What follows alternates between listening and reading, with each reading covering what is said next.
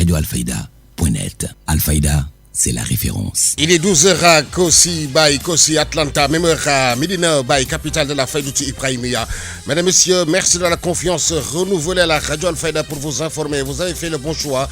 Nous sommes ensemble pour une demi-heure d'information. Si vous nous rejoignez dans l'actualité de ce vendredi 19 janvier 2024, c'est l'heure du journal. Donc voici les titres. Bâtir pour résister au temps et aux intempéries tout en portant dans sa vigueur et rigueur les souplesses qu'exige un monde qui change dans une société composée en grande partie de jeunes. Le Diola développera une didactique du souvenir créatif. Le chef du gouvernement Amadou Ba était à Ziguinchor. Le Sénégal retrouve le leadership au sein de l'Organisation pour l'harmonisation en Afrique du droit des affaires OHADA pour une durée d'1 an. La garde des Sceaux et ministre de la Justice Aïssata Tall Sall dirigera cette organisation regroupant 17 pays africains. Journée thématique de l'USAID à la 8e édition de la Foire internationale de Kaolack. Aline Ndiaye et de la Chambre de commerce de Kaolack revient sur les activités, services et résultats des projets financés par l'USAID. Sur l'international, un couvre-feu nocturne a été instauré sur l'archipel des Comores après des heures entre protestataires et forces de l'ordre après l'annonce de la victoire au premier tour de la présidentielle. Et puis sport, l'équipe nationale défie le Cameroun à 17h avec la possibilité de se qualifier pour les 8e de finale. Cette rencontre sera la 17e confrontation entre les deux équipes. La revue des quotidiens, dernière note de ce journal, mettra un terme à ce JP. Mesdames et messieurs, gardez votre confort d'écoute de développement, c'est dans une poignée de secondes. Le journal Serigne Moussa Kane. Devant ce micro, Seydi Hadj Libas Mbaye assure les opérations techniques. Bonjour et bienvenue. Le Sénégal et la Gambie s'accordent à lutter contre la criminalité frontière. Une rencontre bipartie a réuni autorités sénégalaises et gambiennes à Ziguinchor pour paraffer cette convention. Le général Fulgenci Nour se félicite de cet accord entre les deux pays frères. Nous voici aujourd'hui réunis avec nos confrères gambiens pour mettre sur pied le comité bipartite de défense, qui sera le cadre officiel de discussion et de prise en compte de toutes les menaces, de tout le spectre de menaces que nous avons à nos frontières. Nous avons d'abord commencé par analyser la situation sécuritaire à nos frontières et le consensus qui s'est dégagé, c'est que nous sommes tous d'accord sur la nécessité de sécuriser nos espaces frontaliers. Nous avons procédé à l'opérationnalisation d'un plan de prise en charge de la sécurité à nos frontières qui se compose d'un programme que nous avons élaboré ensemble pour mieux prendre en compte la sécurité à nos frontières communes. Alors je me réjouis aussi des bonnes dispositions que les deux délégations ont eues, de cet esprit de coopération qui est le seul moyen de venir à bout à toutes les menaces que nous avons à nos frontières et que vous connaissez bien, se traduisent par le grand banditisme, le trafic de drogue, le trafic de bois. Point C, you have not discussed fini. That is security along our borderline, swing border, swing frontière. Les points discutés ici, c'est d'abord la sécurisation de nos frontières. On s'est mis d'accord sur tous les points sans exception. On va pas tarder à opérationnaliser d'ailleurs ces décisions prises et on reste convaincu avec cette opérationnalisation des décisions. La sécurité n'est pas seulement l'affaire des hommes de tenue, c'est aussi l'affaire des citoyens. Donc ces décisions prises ici seront opérationnelles car la sécurité des personnes et des biens restera toujours notre préoccupation, que ce soit l'armée sénégalaise ou celle gambienne. Notre mission principale, c'est la sécurisation des personnes et de leurs biens. So, when they new report back to the commission or new report to authority. Merci à Mohamed Sagna. Nous restons dans cette partie du pays, bâtir pour résister au temps et aux intempéries, tout en portant dans sa vigueur et rigueur les souplesses qu'exige un monde qui change dans une société composée en grande majeure partie de jeunes. Le Diola développera une didactique du souvenir créatif. Le chef du gouvernement Amadou Ba était à Ziguinchor, il est ici au micro de Mohamed Sagna. Ce mémorial, pensé dans un élan inclusif et réalisé par le président Macky Sall, qui demeure encore plus à l'histoire du Diola qui, des abysses de l'océan, émerge sur le continent, sur cette terre attachante de Ziguinchor, sur ce port de toutes ces aventures. C'est le lieu de dire pour s'en féliciter et féliciter les acteurs, la part infinie des associations de familles des victimes et des rescapés que la douleur a gonflé d'énergie. Dans la concrétisation de ce projet, elles ont surtout contribué à accompagner l'État à mieux les accompagner dans l'acceptation et le dépassement des douleurs, et parce qu'ils sont les plus sensibles dans la prise en charge des enfants. Je leur rends solennellement hommage au nom du chef de l'État, au nom de la nation sénégalaise tout entière. C'est l'occasion aussi de remercier au nom du président de la République, son Excellence M. Macky Sall, les autorités gambiennes qui n'ont ménagé aucun effort pour l'aboutissement de ce projet et saluer l'engagement des autorités administratives qui ont rivalisé d'ardeur pour sa réussite. Je félicite les dirigeants et les travailleurs de l'entreprise Eiffage Sénégal et le cabinet d'architecture Archidesign et Art pour la qualité de cette œuvre mémorielle. Le satisfecit des familles de victimes au président Macky Sall et au ministre de la Culture qui ont travaillé à offrir aux familles des victimes ce bijou architectural, un vox pop de Mohamed Sagna. On a eu beaucoup de pertes humaines ici au niveau du pont de Baïla, de l'ancien pont de Baïla, parce que le pont n'était plus praticable. Les gens roulaient avec insécurité. Là, le pont, comme il est là, est électrifié avec 2 voies. Ça va permettre la fluidité du transport. Bon, économiquement aussi, les camions venant de la Guinée pour traverser tout avec sécurité. Et ça symbolise carrément la vision du chef de l'État de pouvoir désenclaver la Casamance. C'est une grande satisfaction et aujourd'hui c'est un grand jour pour tout le département de Bignona et en particulier les populations de Baïla. Je remercie le chef de l'État pour le pont de la Sénégambie, pour le pont de Marsassoum, mais je remercie le chef de l'État pour ce magnifique édifice qu'il nous a fait ici dans le Bignona, à côté de chez moi le Blouf, et qui assure la jonction territoriale de localités entre mon Blouf natal et le Kataba, le Fogninara. Quand on quitte Dakar et qu'on vient de manger à midi à Ziguinchor, ça signifie que si on quitte Bignona, c'est pour aller prendre son petit déjeuner à Djouloulou. Alors voilà donc l'image que je peux donner de la réussite de ce projet. C'est important, c'est fondamental, parce que la mobilité détermine tout. C'était l'élément de progrès essentiel pour le progrès et le développement. Nous avons investi 7,5 milliards sur le pont de Djouloulou, 7,2 milliards sur le pont de Baïla. Si je compte bien, ça fait un investissement global de 14,7 milliards. C'est conséquent. En plus de cela, sur cette route Bignona-Djouloulou, nous allons très bientôt commencer les travaux à travers le programme d'entretien routier autonome, le PERA, pour refaire cette route, parce que vous avez vu que cette route n'est pas dans un bon état. Sidi Haj Libas Mbaye, le Sénégal retrouve le leadership au sein de l'Organisation pour l'harmonisation en Afrique du droit des affaires OHADA pour une durée d'1 an. La garde des Sceaux et ministre de la Justice Aïssata Tall Sall dirigera cette organisation regroupant 17 pays africains. Le Sénégal prend la présidence en exercice de la conférence des chefs d'État de l'Organisation pour l'harmonisation du droit des affaires en Afrique. Je rappelais tout à l'heure que le Sénégal est un membre fondateur de l'OHADA.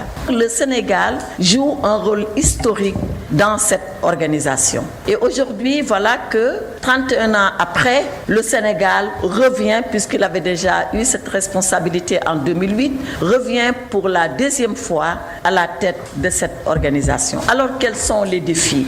Madame le ministre d'État de la RDC, qui m'a précédé dans ses éminentes fonctions, a dit tout à l'heure, en même temps que le secrétaire permanent de l'OHADA, ce qui est attendu de la présidence du Sénégal. Je crois que c'est un vaste chantier qui est attendu du Sénégal. Il est attendu du Sénégal que nous puissions faire vivre plus qu'auparavant, plus que ce qui a été fait par la RDC, et ce qui a été fait par la RDC est remarquable. Il est donc attendu du Sénégal que nous redynamisons davantage l'OHADA.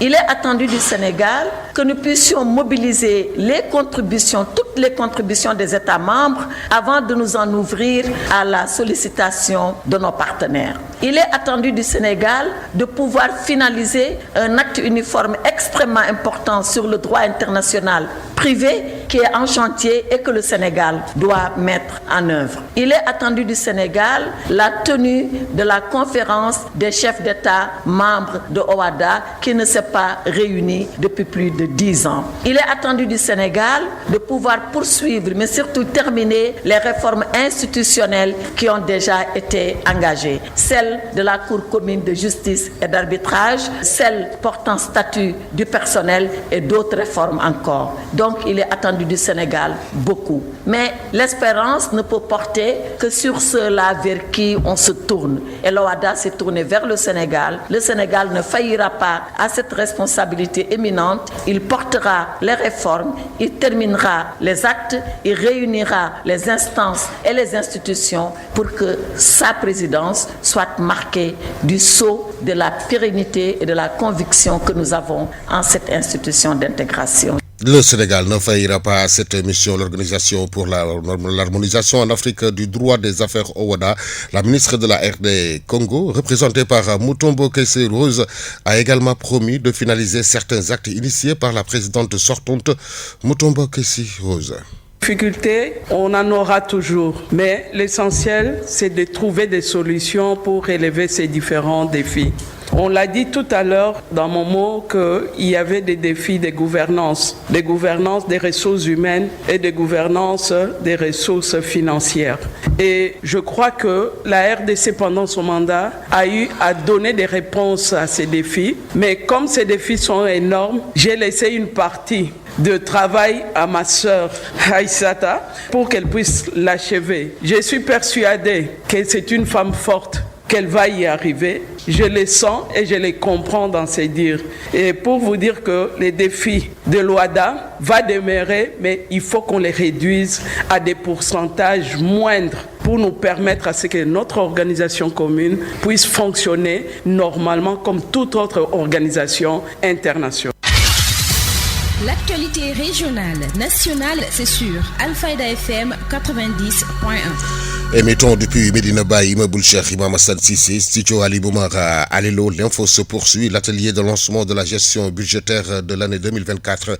Le ministre des Finances et du Budget, Moustapha Ba, a tiré un bilan de la gestion financière de la défunte année 2023, marqué par des événements affectés par les grandes orientations budgétaires. Moustapha Ba au micro d'Aronagnan. L'année 2023 qui vient de s'achever a été marquée par des événements qui ont fortement affecté les grandes orientations budgétaires retenues dans la loi de finances initiale.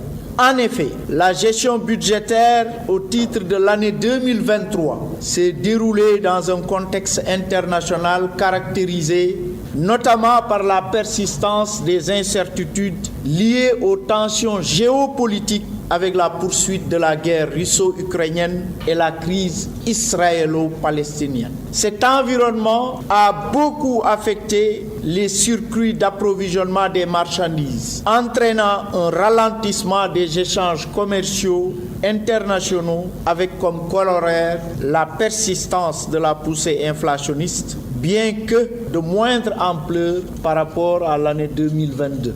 Il s'en est suivi une contraction des échanges de marchandises, lesquels devraient connaître, selon l'Organisation mondiale du commerce, une hausse de seulement 0,8% en 2023, contre 5% environ un an plus tôt. Parallèlement, les conditions financières de mobilisation des crédits ont été fortement resserrées en raison d'une politique monétaire contracyclique. Ces facteurs qui ont fortement affecté la croissance mondiale qui ressortirait à 3% en 2023 contre 3,5% en 2022 se sont répercutés sur la conjoncture sous-régionale déjà en proie à une situation sécuritaire encore déliquescente. En effet, l'activité de l'Union économique et monétaire serait de 5,2% en 2023 contre 5,6% en 2022, pendant que l'inflation est projetée à 3,7% en 2023 contre 7,4% en 2022. Le ministre des Finances, Moustapha Ba, précise au niveau interne le report de la date de démarrage de l'exploitation des ressources pétrolières et gazières, ainsi que la révision à la baisse de la croissance de 2023 qui était à 4,1% contre 10,1% prévu.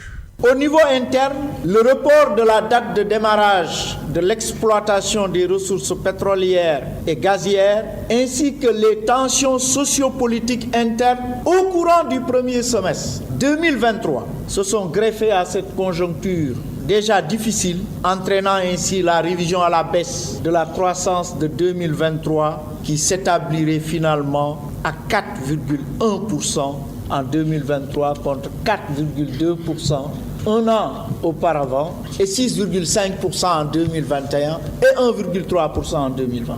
Le taux d'inflation annuel moyen en 2023 ressort à 5,9% contre 9,7% en 2022, soit un repli de 3,8 points. Le déficit budgétaire arrêté à 1045 milliards de francs CFA, soit 5,5%, dans la loi de finances initiale, a été revu à la baisse à 917,5 milliards de francs CFA, soit 4,9% dans la perspective de la consolidation budgétaire avec l'objectif de la ramener à 3% du PIB en 2025. Cela a bien sûr nécessité des ajustements au niveau des dépenses que vous appelez communément ponctions. Comme vous savez, comme vous pouvez le constater également, en cours de gestion, effectivement, des ponctions ont été opérées, compte tenu un peu de l'urgente nécessité de faire face à des dépenses supplémentaires. Au niveau des bourses des étudiants, ça a monté jusqu'à 88 milliards, alors que l'Assemblée avait autorisé 46 milliards. On a refait un acte modificatif de 31 milliards, ça fait 77 milliards. Et en fin novembre, 11 milliards 6 ont été mandatés pour pouvoir payer des bourses de novembre et de décembre également. Au niveau du tarif de l'électricité et également au niveau des compensations tarifaires et des pertes commerciales pour égaliser le prix de l'essence au niveau du territoire national. Le ministre des Finances, Moustapha Ba, à l'instant. C'est suite à un accord consigné par la Direction générale de la Société nationale des chemins de fer du Sénégal et les travailleurs de la boîte, soucieux de la revalorisation de leurs conditions de travail, que les cheminots ont renoncé à leur grève. Babacar Gaye, secrétaire général du Sudrail, au micro d'Aronagnon. Il faut dire qu'on se réjouit sur l'entente qu'on a pu trouver par rapport au document qui a été soumis au niveau de la direction générale et au conseil d'administration. On note aussi que nous ne sommes jamais animés d'une volonté de sabotage ou de destruction de cette entreprise. Tout ce qui nous anime, c'est de favoriser un climat de cohésion et d'unité qui va réunir tous les acteurs vers l'objectif. Et la reconsidération de ces conditions va permettre de favoriser un engagement de tous les travailleurs, de les encourager à fournir davantage d'efforts et un déploiement total. Comme on l'a toujours dit, nous sommes conscients que depuis le début, l'État du Sénégal a fait pas mal d'efforts, mais quand même, il faut aussi noter que les travaux ont été extrêmement pénibles pour les cheminots. Donc, ils sont parvenus à faire pas mal de résultats en 2023. Ils ont aussi toujours été aux côtés du directeur général pour l'accompagner sur tous les événements qui sont passés. Donc, à l'heure actuelle, on se doit de les motiver et de renforcer le niveau d'engagement.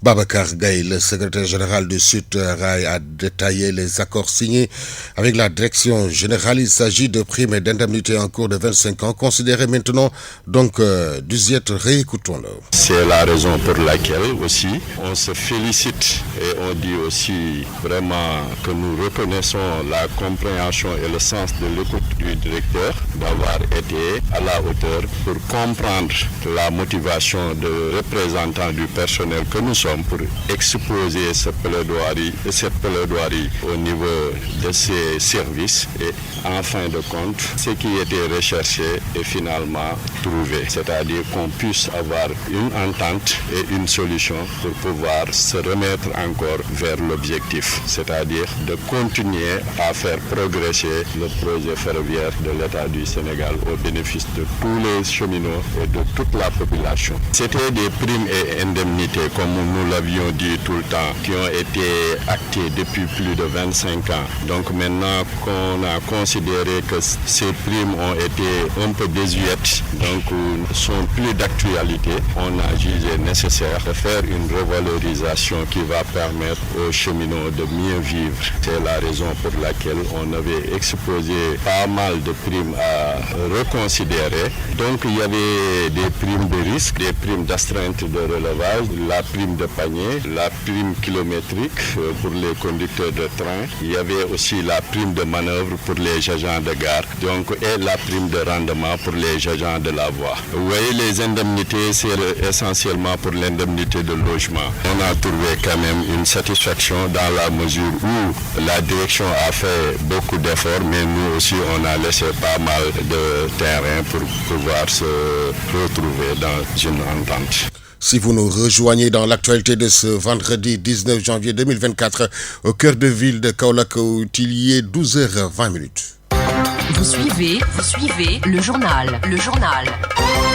Journée thématique de l'USAID à la 8e édition de la Foire internationale de Kaolack. Alioune Ndiaye de la Chambre de commerce de Kaolack revient sur les activités, services et résultats des projets financés par l'USAID au micro de Noa Biaye. La Foire internationale de Kaolack se veut un événement de rencontre et d'échange et de débat, en tout cas sur les défis, les problèmes de l'heure. Et donc aujourd'hui, avec les projets financés par l'USAID, notamment Nafore Warsadji, le projet USAID Entrepreneuriat et Investissement et le projet Dolen Bay, nous avons voulu organiser une journée, d'abord pour informer les populations des activités, des services et des résultats de ces projets, donc pour leur permettre de pouvoir nouer des partenariats avec ces projets, mais aussi avec le partenariat avec ces projets, de réfléchir sur des questions de l'heure, notamment sur l'agroalimentaire, sur l'accès au financement, sur les innovations, etc. Parce que c'est des projets qui se veulent inclusifs et pour cela, il est nécessaire de poser le débat avec les acteurs, en tout cas pour qu'eux ils leur présentent leur démarche, les activités qu'ils programment et que les acteurs, les PME, les acteurs qui interviennent dans le développement des chaînes de valeur puissent poser leur orientation, leurs suggestions pour qu'en tout cas les projets puissent être appropriés au niveau de la région. Et la Chambre de commerce avec la commune, en tout cas étant responsable de l'animation économique, on se devait d'amener ces projets, de leur offrir le plateau, en tout cas pour présenter leur offre de services, leurs résultats aux acteurs de la région, mais aussi de partager avec eux pour que les stratégies soient un peu réadaptées aux besoins, aux aspirations et aux orientations des acteurs à la base. Donc c'est pourquoi on a organisé aujourd'hui ce forum et qui rentre dans le cadre global du programme scientifique que nous sommes en train de dérouler durant toute la période de la foire.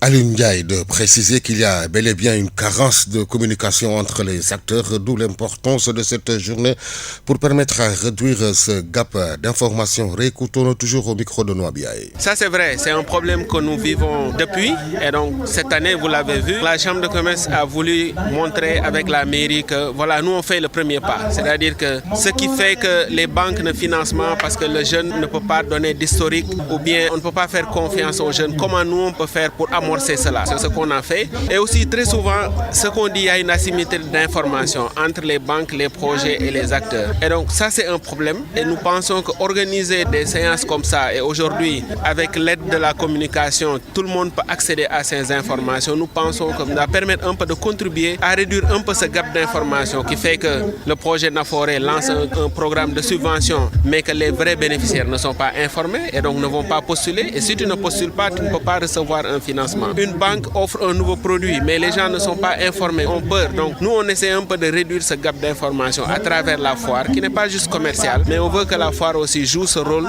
de mettre en commun les acteurs par rapport à leurs offres, en tout cas pour qu'on puisse régler ces défis donc d'accès au financement, d'accès au marché, d'accès aux technologies, etc. Sur les objectifs du projet, un format de formation en éducation financière et une formation en transformation agroalimentaire.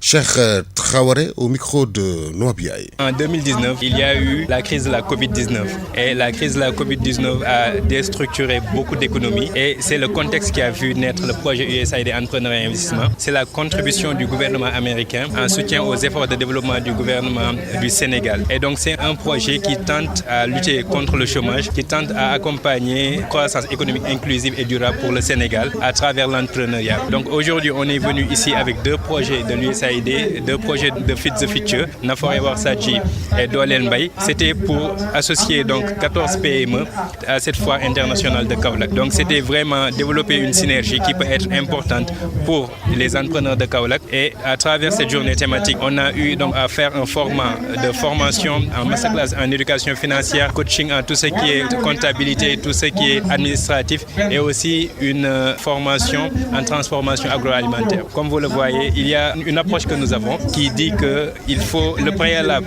à l'accès aux ressources, c'est la connaissance. C'est donc l'accompagnement technique qu'on est en train de faire ici. C'était la partie réservée à la formation, à la discussion avec les partenaires. Et après cela, il y a la partie commerciale où nos entrepreneurs, on va montrer donc leurs produits et services. Actualité internationale. Sur l'international, un couvre-feu nocturne a été instauré sur l'archipel des Comores après des heures entre protestataires et forces de l'ordre après l'annonce de la victoire au premier tour à la présidentielle. C'est une série de brèves réalisées par nos partenaires de la Voix de l'Amérique. Un couvre-feu nocturne a été instauré hier sur l'archipel des Comores après des heures entre protestataires et forces de l'ordre dans la capitale. Ce couvre-feu intervient au lendemain de l'annonce de la victoire au premier tour du sortant Azali Assoumani à la présidentielle, émaillé selon l'opposition de fraude. Actualité internationale. L'opposition non armée au Tchad appelle le général et président de transition Mahamat Idriss Déby Itno à renoncer à se présenter à la prochaine présidentielle prévue fin 2024. Actualité internationale. La justice sierra-léonaise a autorisé l'ex-président Ernest Bai Koroma à se rendre à l'étranger pour se soigner, a dit son avocat, maître Joseph Camara, sans préciser la date de son départ. Monsieur Koroma, 70 ans, se rendra au Nigeria pour y recevoir un traitement médical selon la haute cour. Cette autorisation est nécessaire à cause de l'inculpation de l'ex-président pour son rôle dans une tentative présumée de coup d'État en novembre. Actualité internationale. Fin hier de la tournée africaine du chef de la diplomatie chinoise Wang Yi, qui a remercié le gouvernement ivoirien pour son soutien ferme sur la question de Taïwan à l'occasion d'une visite en Côte d'Ivoire, dernière étape d'un voyage en Afrique qu'il a ensuite conduit en Égypte, en Tunisie et au Togo. Actualité internationale. Les États-Unis ont annoncé désigner à nouveau les rebelles yéménites Houthis comme étant une entité terroriste. La sortie de Washington survient après les attaques de navires marchands américains en mer Rouge qui font craindre un embrasement régional. Actualité internationale.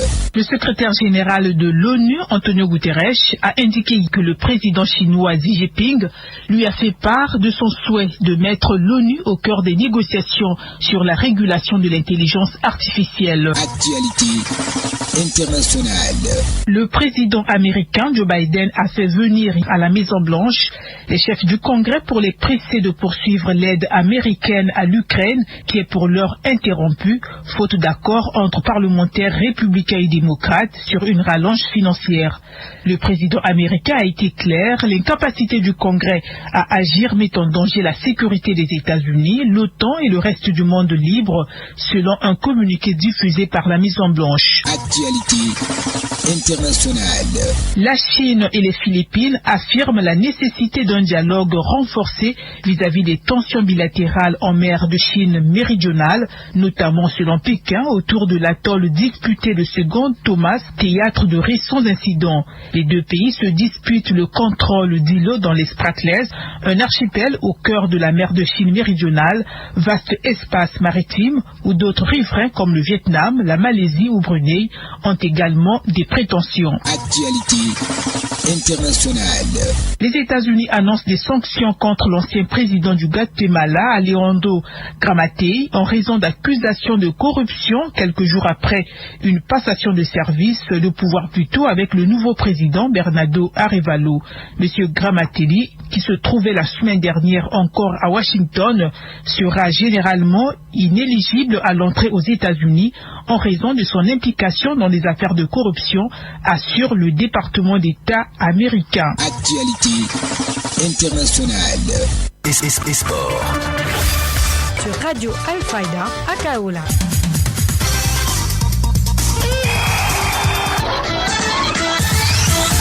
Une page sportive que nous ouvrons avec la deuxième sortie des Lions face au Cameroun à 17h au stade Charles Konan Banny en conférence d'avant-match hier.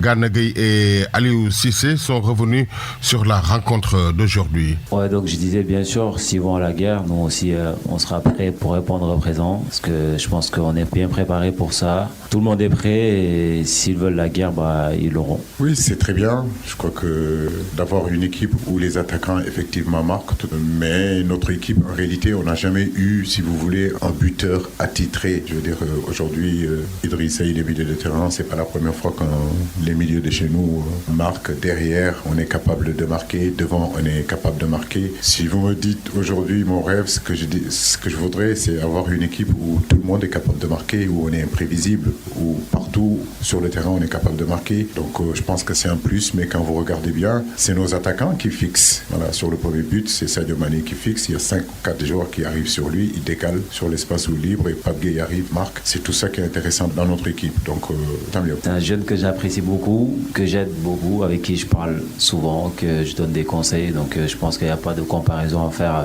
entre Lamine Camara et moi. On est là tous pour l'équipe nationale du Sénégal et nous, les anciens, on est là pour les aider. Et quand on voit des prestations comme ça, on peut être que fier et content pour lui et pour l'équipe nationale du Sénégal. Omar Regnas alias Amoros s'est entretenu sur la rencontre d'aujourd'hui avec Cheikh Tidiane Diagne. C'est un grand jour, c'est un match qui va tirer notre avenir dans la continuité de ce pool-là. Donc on doit y aller avec beaucoup de tactique et de réserve. Parce qu'une grande équipe, c'est une grande équipe. Même si le Cameroun a fait faux pas à l'entrée, mais il reste toujours une grande équipe, une grande nation de football. Donc aujourd'hui, on doit veiller sur toutes les lignes. En tout cas, l'essentiel, c'est de gagner ce match-là pour assurer la qualification. Au grand échéant, on doit marquer le point. C'est ça. Bon, je pense que ce match doit se jouer avec un système de jeu verrouillé en défense et stabilisé en milieu de terrain, mais aussi beaucoup de mobilité au niveau de l'attaque. Donc, je pense qu'il faut mettre les hommes qu'il faut à la place qu'il faut. Donc, il faut des attaquants très vivoltants, des percussionnistes. Je pense qu'on a besoin d'éléments dans ce match-là. Donc, il faut quelqu'un qui sait dribbler 1-2 joueurs pour libérer l'espace. Et ensuite, Jackson aussi, dans le réseau d'attaque, vraiment, c'est important. Parce qu'on a senti que le Diallo, là, on l'a donné vraiment beaucoup de chance, mais toujours, il n'arrive pas. Et puis, Jackson, vraiment, c'est un joueur, il a fait une bonne saison, donc il est en forme. Je pense qu'on doit le plonger, lui donner aussi sa chance. Plutôt à 14h dans la poule B, Cap-Vert fera face à Mozambique. À 20h, Guinée jouera contre la Gambie. Hier, Guinée équatoriale a battu la Guinée-Bissau 4-2. Côte d'Ivoire a été battue par le Nigeria 0-1. Égypte et Ghana ont fait match nul, 2 buts partout. 16e de finale, Coupe de France Bergerac-Lyon, prévu à 19h45. Demi-finale Supercoupe d'Italie, Inter-Lazio à 20h. 21e journée Liga espagnole, Alaves-Cadix. 18e journée Bundesliga, Mainz-Union Berlin. Lutte pour terminer. Le monde de la lutte est en deuil avec le décès du lutteur Sangounian à quelques jours de son combat à l'hôpital Nabil Choucair hier, alors qu'il préparait son open press mercredi 17 janvier, paix à son âme. Balla Gaye Tapha Tine ficelé par Al-Bourakh Evans, prévu le 21 juillet 2024. C'en est tout pour cette page sportive. La revue de presse. L'Obs Pop place le soleil sur le quotidien Walf le matin. La revue des quotidiens, dernière note de ce journal, c'est l'affaire de Ngoné Ndiaye. Bonjour. Duel des tacticiens ce vendredi à 17h. Songoudan s'exclame le journal Besbi le jour. Jour pour jour, 19 janvier 1992, jour où le Cameroun éliminé, le Sénégal se souvient toujours Rigobert Song, qui pense que ce sera la continuité de l'histoire. Des propos que le coach Aliou Cissé n'arrive pas à avaler et dit, je cite, cette génération ne se rappelle pas de 1992. Qui sont les vrais lions? S'interroge le journal Le Soleil en page intérieure qui titre Nos lions prêts à rougir, attaquer, cogner, gagner à la une de Dakar Times. Pour le journal Les Échos, ce combat de Lions s'annonce épique. Cannes, Côte d'Ivoire, deuxième journée. Poule C, Sénégal-Cameroun se qualifie dès ce soir, s'exclame également le quotidien Stat. Rappelons Rappelons que 3 mois après leur dernière rencontre amicale jouée en France, Sénégalais et Camerounais se retrouvent pour l'une des attractions de cette deuxième journée de CAN ivoirienne. Un choc de lions entre ceux de la Teranga et Indomptable. Duel de lions, lit-on dans le quotidien L'As. Vox Populi évoque un duel de lions aux allures de revanche. Ces retrouvailles entre le Sénégal et le Cameroun, l'Observateur voit ce match comme une finale. Pour nos confrères du journal, c'est un match au goût d'une finale, une rencontre qui promet d'offrir du spectacle avec des objectifs différents. Le Sénégal cherchera sa qualification alors que le Cameroun voudra, lui, lancer sa CAN après son nul face à la Guinée. Un but partout, une affiche de finale avant la lettre, estime également Walfadjri Quotidien. Du sport, parlons de la politique. Recours déposé contre lui par le candidat Benno Bokk Yakaar. Le peuple fait savoir que Cheikh Tidiane Dièye se lave à grande eau. Le regard barrasse à une. Cheikh Tidiane Dièye démonte les accusations de Amadou Ba. L'argumentaire du Premier ministre démonté, écrit l'informateur. En ce qui concerne la lettre des 44 candidats recalés, le mandat pense que le président Macky Sall fait la sourde oreille. Sourde oreille ou pas, en tout cas, la publication de la liste définitive pour la présidentielle. Walfadjri Quotidien pense que Diomaye, Dièye, Sonko et Karim sont en sursis. Débat sur le report des élections refait surface. Après Bougane Gueye Dany, Khalifa Ababacar Sall dit niet et tacle les recalés, souligne Dakar Presse. Concernant cette question de report des élections, le quotidien L'Enquête pense que ça commence à diviser l'opposition. Et puis même s'il n'y a pas de report avec l'élimination automatique de candidats, la Tribune craint un gros risque d'abstention au regard des tensions politiques persistantes. Grand Panel note que l'arène politique est en ébullition. Toujours report des élections, lettre des recalés au président, la polémique sur la nationalité de Karim, entre autres sujets. Il ne faut pas jouer avec notre démocratie, rapporte le journal Point Actu qui cite Mondiaï Cissé de l'ONG 3D. Pendant ce temps, le professeur Babacar Gaye, s'agissant du contrôle des parrainages dans la Tribune, pense qu'il faudrait aller vers un dialogue, notamment sur la question du fichier électoral. Et scandale financier à Guédiawaye, la gestion douteuse du maire Ahmed Aïdara, au menu de plusieurs discussions, relaye le Dakarois. C'était tout pour la revue des titres. Merci de l'avoir suivi. À vous pour le reste. Serigne Moussa Kane. C'est la fin de ce journal, une mise en onde de Sédiraj Libas Mbaye. La rédaction en chef a été assurée par Elhaji Ibrahima Gaye. Merci à toute l'équipe qui a permis à sa réalisation. L'info revient dans moins de 20 minutes. Ce sera en Wolof avec Ndeye Khady Sadio. Tout de suite, le rappel de ce qui a fait l'essentiel de ce 12h. Bâtir pour résister au temps et aux intempéries tout en portant dans sa rigueur et dans sa vigueur et rigueur les souplesses qu'exige un monde qui songe dans une société composée en grande partie de jeunes. Le Diola développera une didactique du souvenir créatif. Le chef du gouvernement Amadou Ba s'est rendu à Ziguinchor. Le Sénégal retrouve le leadership au sein de l'Organisation pour l'harmonisation en Afrique du droit des affaires OHADA.